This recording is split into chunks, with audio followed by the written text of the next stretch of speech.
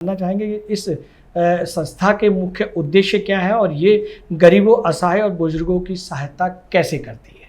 संस्था का मुख्य उद्देश्य है मदद जी, मदद जो बिल्कुल ग्राउंड लेवल पर हो। जी, उसको करने के लिए ना तो समय का देखा जाता है, ना स्थान देखा जाता है और ना ही कार्यप्रणाली देखी जाती है। हमें ये देखना है कि हम किस तरीके से ग्राउंड लेवल पे पहुंच सकते हैं, जिसे आज की समय में सबसे ज़्यादा ज़रूरत है।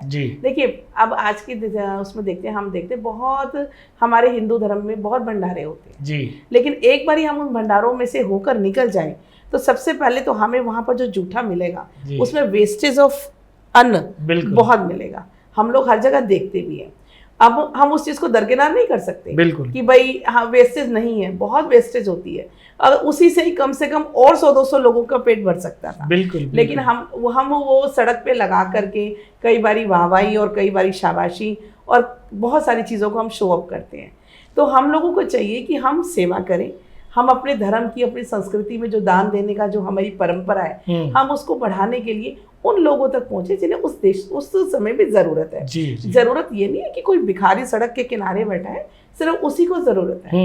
जरूरत उसको हो सकती है जो इस समय सर्कमस्टेंसेस से घिरा हुआ है। सपोज यदि जैसे हम एक एग्जांपल, हमारी संस्था की जो सेवा होती है वो हॉस्पिटल्स पर होती है। हॉस्पिटल कौन से? सरकारी हॉस्पिटल पर ज्यादा रहते हैं हम लोग। अब सरकारी हॉस्पिटल में मैं और आप इतनी जल्दी से नहीं जाते क्योंकि हमें पता है कि हम लोग प्राइवेट हॉस्पिटल की फीस भर सकते हैं, हम लोग नहीं। लेकिन वहाँ कौन आता है? मजदूर क्लास, लेबर क्लास, वही जो रोजी रोटी डेली वेजेस पे कमाने के लिए। क्योंकि उन्हें पता है उन्होंने कमाना था 500 और डॉक्टर के पास जाएंगे तो लगेंगे 1000। तो इस दिशा में वो अपनी एक दिहाड़ी छोड़ करके उसमें सारा दिन, हिंदी में बोले तो धक्के ही खाते हैं जी। एक तरीके से जिसको कहते हैं कि वो बहुत परेशान, इस रूम से उस रूम में, उस रूम से इधर, सारे में भटकते फिरते हैं कि किसी तरीके से हमारा इलाज, हमारे परिवार में जो भी व्यक्ति बीमार है उसको इलाज की सुविधा मिल जाए।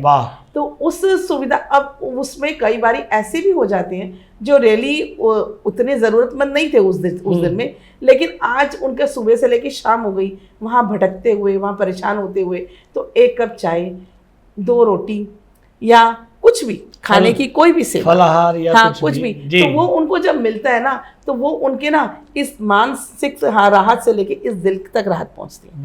और जब किसी के दिल में राहत पहुंचती है तो वो जो उस समय जो प्रेयर कर देता है ना तो वो ऊपर वाला सुन करके खुद नीचे पहुंच जाता है। वाह। तो इसी दिशा में हम लोगों की कार्य सेवाएं चलती हैं कि हम उन तक सेवाएं पहुंचाएं जिन्हें आज इस समय में सबसे ज्यादा जरूरत है, जमीनी स्तर पर। और आपको एक चीज और ऐड करती हूँ, कई बार लोग बहुत सारी सेवाएं कर रहे हैं, बहुत दिशाओं में कर रहे हैं, उनके बराबर क्या, उनके चरणों के बराबर भी हम सेवा नहीं कर पा रहे। हमारी सेवाएं अभी बहुत चींटी के बराबर चल रही है। लेकिन फिर भी हम कहेंगे कि हम महिलाएं हैं। एक महिला जब अपने परिवार में इतनी सी सब्जी से सबका पेट भर लेती है ना, वो संतुष्ट हो जाती है। तो सेम वही हम भी जब लेकर के जाते हैं तो वो महिलाओं वाले तरीके से, क्योंकि मैंने आपको बताया मेरी पूरी टीम ज्यादातर महिलाएं हैं, तो वो महिलाएं बहुत तरीके से सबको पेट भरने की कोशिश करती हैं कि उनको संतुष्टि भी हो, तसल्ली भी हो, पेट भी भरे और हमें भी, और हमारे जो पीछे सपोर्टर्स है, जो दानदाता है, उनको भी तसल्ली हो